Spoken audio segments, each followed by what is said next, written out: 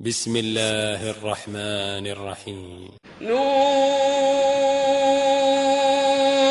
والقلم وما يسطرون ما أنت بنعمة ربك بمجنون وإن لك لأجرا غير ممنون وإنك لعلى خلق عظيم فستبصر ويبصرون بأيكم المفتون إن ربك هو أعلم بمن ضل عن سبيله وهو أعلم بالمهتدين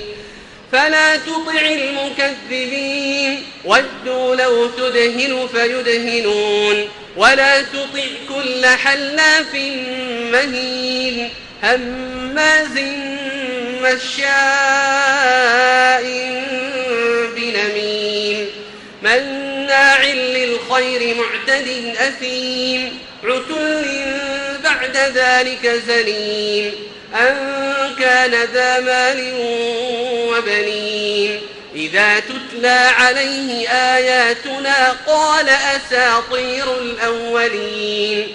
سنسمه على الخرطوم إنا بلوناهم كما بلونا أصحاب الجنة إذ أقسموا ليصرمنها مصبحين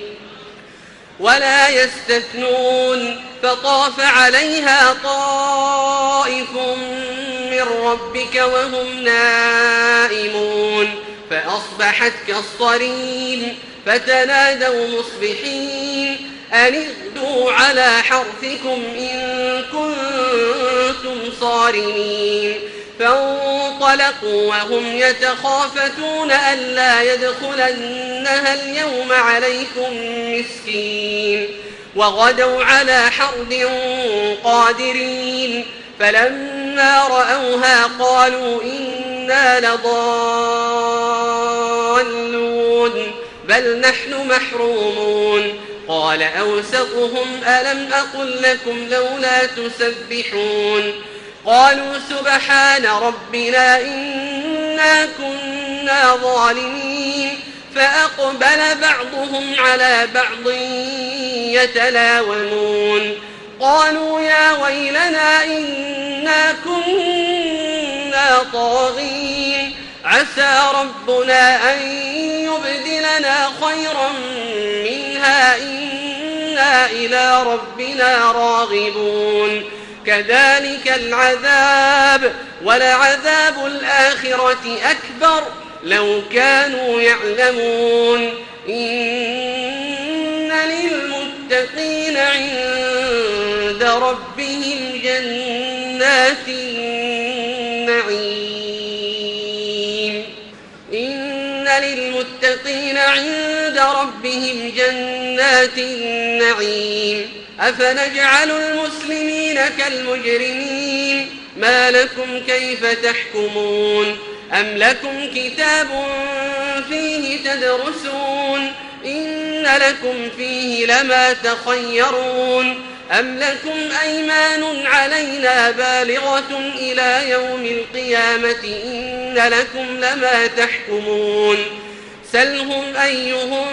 بذلك زعيم أم لهم شركاء فليأتوا بشركائهم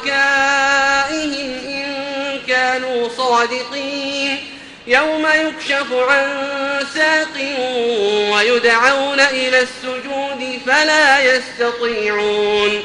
خاشعة أبصارهم ترهقهم ذلة وقد كانوا يدعون إلى السجود وهم سالمون فذرني ومن يكذب بهذا الحديث سنستدرجهم من حيث لا يعلمون وأملي لهم إن كيدي متين أم تسألهم أجرا فهم من